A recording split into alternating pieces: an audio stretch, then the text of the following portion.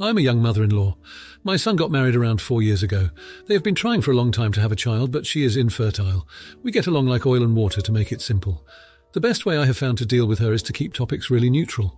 We are basically opposites in everything. The concept of opposites attract isn't true in this case. Here is my biggest issue with her.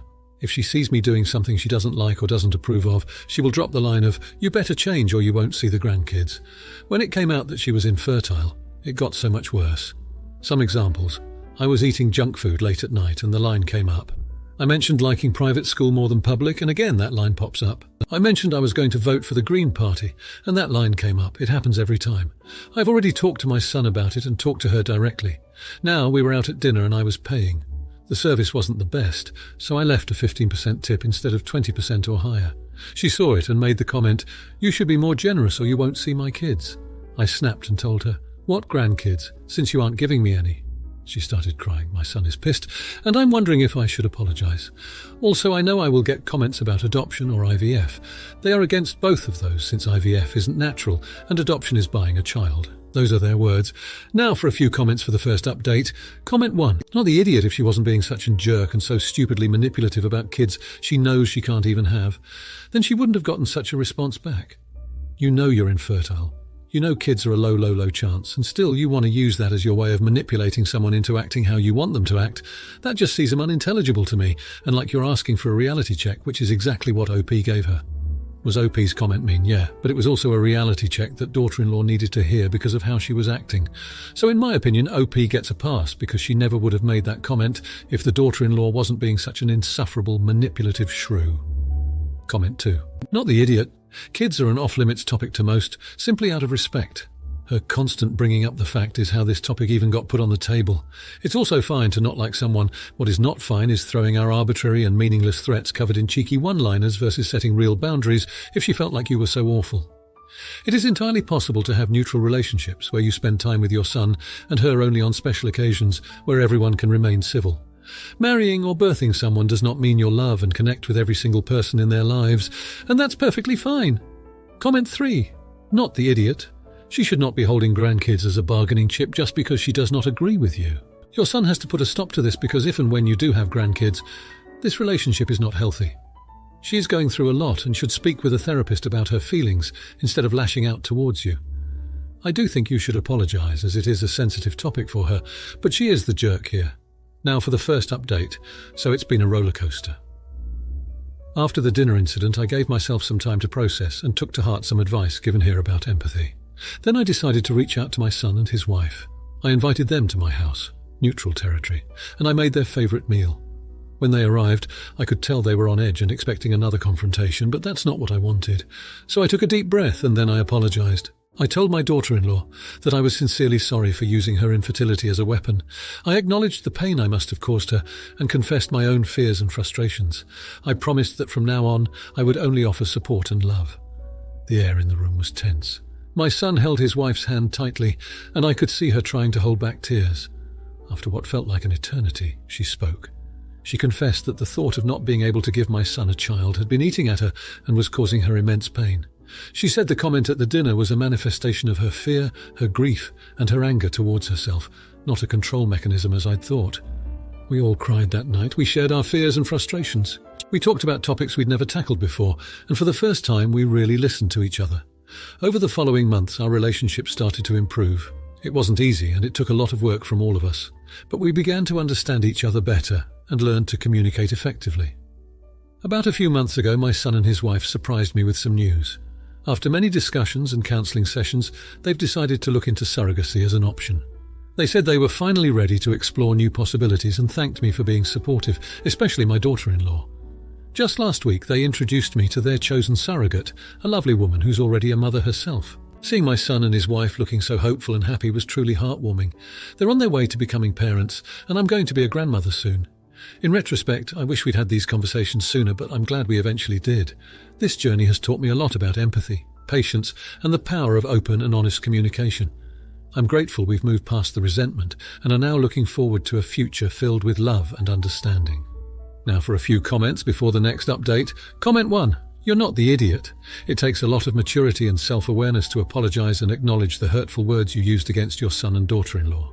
It's important to recognize the impact of our actions on others, especially when it comes to sensitive topics like infertility. The fact that you were able to have an emotional conversation and improve communication shows growth on your part. It's great to see that the couple is considering surrogacy as an option, and introducing the chosen surrogate to you is a positive step towards building hope and happiness. Keep working on empathy, patience, and open communication in order to maintain a healthy relationship with your family. Comment 2. Not the idiot. While it's never easy to admit our mistakes, you showed a lot of courage by apologizing to your son and daughter-in-law for using her infertility against them. It's clear that this confrontation led to a deep, emotional conversation that ultimately improved communication and understanding within your family. It's heartwarming to hear that the couple is now considering surrogacy as an option and that you have been introduced to the chosen surrogate. This experience has taught you valuable lessons about empathy, patience, and the importance of open communication. Your willingness to grow and learn from this situation is commendable. Comment 3. You're the idiot. Despite the positive outcome of improved communication and understanding, it's hard to ignore the fact that you resorted to using your daughter-in-law's infertility against her during the confrontation. While it's great that you eventually apologized and took responsibility for your actions, the damage may have already been done. It's important to remember that infertility is an incredibly sensitive topic, and using it as a weapon in an argument is never acceptable. The fact that the couple is considering surrogacy shows their resilience and willingness to move forward, but it doesn't erase the hurt caused by your words. It's crucial to continue working on empathy, patience, and open communication to rebuild trust and ensure a healthy relationship moving forward.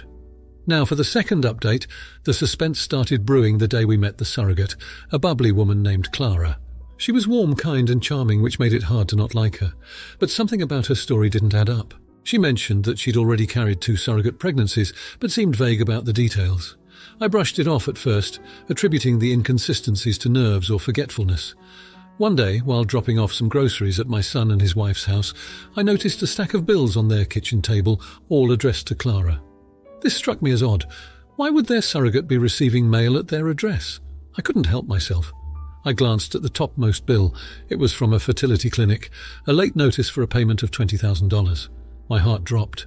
I confronted my son about it, but he dismissed me, saying they were just helping Clara manage her finances. His anger flared when pressed further, accusing me of meddling and causing unnecessary drama. So I backed off, but not before vowing to get to the bottom of it. In the weeks following, Clara's behavior started to change. She was less cheerful. Her usual vibrancy dimmed. When I asked about it, she brushed me off, a stark contrast from her earlier openness about her life. It felt like she was hiding something. Then came the day of the pregnancy test. We were all anxiously waiting for the news, hoping for the best. The doctor came out, his face a neutral mask, and announced that Clara wasn't pregnant. The room fell silent. I could see the disappointment etched into my son's face and could only imagine the heartache his wife was feeling. Clara, however, looked more relieved than upset. Somehow it seemed as if she knew this was coming. We left the clinic in a cloud of despair, but I couldn't shake off my suspicions. As we prepared to navigate this painful setback, my mind was filled with questions. Why wasn't Clara pregnant? Why was she so evasive? And what about that overdue payment? I knew I had to tread lightly, especially considering the volatile state of emotions. But something wasn't right. The answers were out there, and I was determined to find them. Little did I know this was just the beginning of a whirlpool of secrets and lies that would soon come crashing down. Now, for a few comments before the next update. Comment 1. You're the idiot. It's clear that you are being overly paranoid and judgmental towards Clara without any concrete evidence. Just because you found bills addressed to her at your son's house doesn't automatically mean she's up to something suspicious. Jumping to conclusions and confronting her without solid proof is uncalled for. Instead of assuming the worst, try having an open and honest conversation with Clara to address your concerns and give her a chance to explain herself. Comment 2. Not the idiot. Your suspicions are completely valid given the strange behavior and the unsettling discovery of bills addressed to Clara at your son's house. It's important to trust your instincts and protect your family's interests.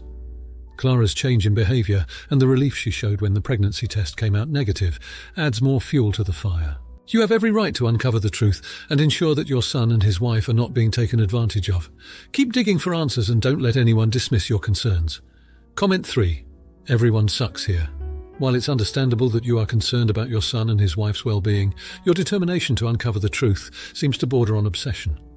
It's important to approach the situation with a level head and gather more evidence before jumping to conclusions. Confronting Clara without solid proof may lead to unnecessary conflict and strain your relationship with your son and his wife. Instead, consider discussing your concerns with them and working together to find a resolution that benefits everyone involved. Remember, communication is key. Now for the third update. Over the last few weeks, things took a turn for the worse. The atmosphere in the house had become increasingly tense and uncomfortable. Clara, the woman who was supposed to bring joy to our lives, had now become a source of constant anxiety and fear. Things started going downhill when I innocently commented on Clara's smoking habit. She took it personally, and things only escalated from there. My son and his wife were torn between understanding Clara's rights and maintaining a healthy environment for the unborn child. One day, to exacerbate the situation further, I walked in on Clara with a gentleman caller. He was unknown to us, and what was more alarming, he seemed to be a rough character. He was overly familiar with Clara, leaving the room quickly when I walked in, a vague look of guilt flickering on his face. I decided to confront Clara, but she brushed it off as an old friend visiting. My gut didn't believe her, but my son and his wife seemed to take her word for it. They let the issue slide, not wanting to stress Clara. I, however, was not convinced. A few days later, my son came across some disturbing evidence. He found a pile of cash hidden in Clara's room. The amount was substantial, and it raised some serious questions. This discovery, coupled with the memory of the man, sent chills down our spines. What was she involved in? We decided to confront her again, this time with the evidence. Clara, however, was gone. She had left a note saying she was sorry, but it would be best for everyone if she left. There was no mention of the money or the man. You could cut the silence that followed with a knife. We are now left grappling with the aftermath of Clara's departure. My son and his wife are heartbroken, feeling betrayed and deceived. I, on the other hand, am filled with a deep sense of guilt. I feel responsible for introducing Clara to our lives. The police are now involved, and although there is no news yet, the situation does not look promising. We're back to square one, and the future looks bleaker than ever. The dream of having a grandchild seems like a distant mirage, and what's left is a family torn apart by deceit and an unhealed wound. Despite the despair, we're trying to hold each other up, to mend the broken pieces. For now, all we can do is hope and pray for better days. Now for a few comments before the next update. 1. Not the idiot. It seems like Clara brought a lot of negative energy into the household, and it's understandable that it would cause tension and discomfort. While it's unfortunate that things escalated to the point where the narrator found Clara with an unknown rough character, confronting her about it was necessary. It's important to prioritize the safety and well-being of the family. The discovery of hidden cash and Clara's sudden disappearance only adds to the suspicion and betrayal felt by the family. It's completely understandable that they would involve the police in order to find answers and seek justice. The family's efforts to support each other during this difficult time show their resilience and determination to move forward. 2. Not the idiot. The situation with Clara sounds incredibly challenging, and it's unfortunate that it escalated to the point where she felt the need to apologize and disappear. It's understandable that the family would feel heartbroken and betrayed, especially after discovering the large sum of hidden cash in her room. Involving the police is a logical step to take in order to find answers and bring closure to this situation. It's commendable that the family is trying to support each other during this difficult time, as it's crucial to lean on loved ones for strength and hope for better days ahead. 3. You're the idiot. While it's understandable that the family feels heartbroken and betrayed by Clara's sudden disappearance and the discovery of hidden cash, it's important to consider Clara's perspective as well.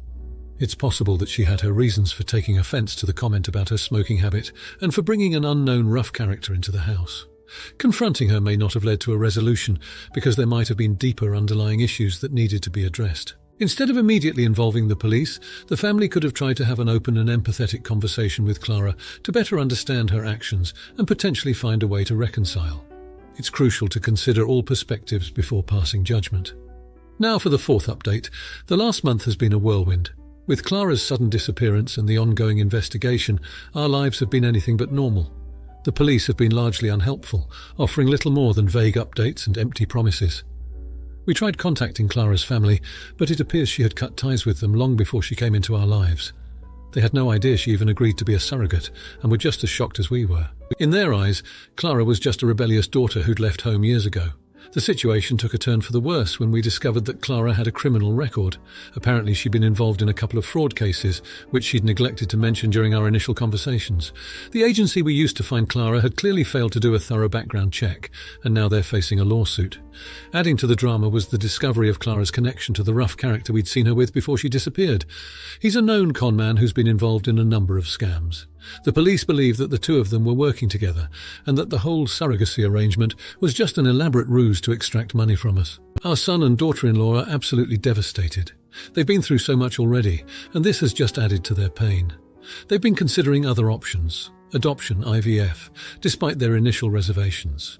They're determined not to let this experience deter them from their dream of becoming parents. As for me, I'm just trying to hold the family together. This situation has tested us in ways we never imagined, and the strain is certainly showing. There's been more than a few heated arguments between us, mostly about how we got into this mess and how we're going to get out of it. But through it all, we're managing to stick together, supporting each other through this nightmare. I've also been grappling with feelings of guilt. I can't help but feel that I played a role in all this.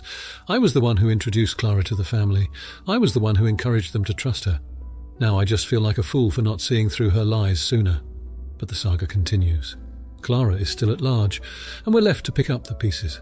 I just hope that one day we'll be able to put all this behind us and move on. But for now, we're just trying to get through each day, hoping for a brighter tomorrow. Now, for the final comments. Not the idiot. It's understandable that you feel guilty for introducing Clara as a surrogate, but it's important to remember that you couldn't have predicted her sudden disappearance, or her criminal record. You were simply trying to help your son and daughter-in-law fulfill their dream of becoming parents. It's unfortunate that the police haven't been helpful in finding Clara, but it's not your fault. You're doing your best to hold the family together during this difficult time, and that's commendable. Hopefully Clara will be found soon and your family can begin to heal. You're the idiot. While it's unfortunate that Clara disappeared and had a criminal record, you should have done a more thorough background check before introducing her as a surrogate. It's your responsibility to ensure the safety and well-being of your son and daughter-in-law, especially when it comes to something as important as starting a family. Your lack of due diligence has caused unnecessary turmoil and heated arguments within the family. Moving forward, it's important to learn from this mistake and be more cautious in the future. You're the idiot. I understand that you feel guilty for introducing Clara as a surrogate and that you're trying to hold the family together amidst the chaos. However, it's important to acknowledge your role in this situation. By not fully vetting Clara before involving her in such a significant decision, you've put your son and daughter-in-law at risk. It's crucial to prioritize their safety and well-being over any personal guilt you may be experiencing. Moving forward, it's essential to learn from this experience and take more precautions when making important decisions that affect the entire family. If you like this video, you'll probably like these too. Also, while you're here, please consider subscribing. It's your support that keeps this channel alive and allows me to make better and longer videos. Have a great day.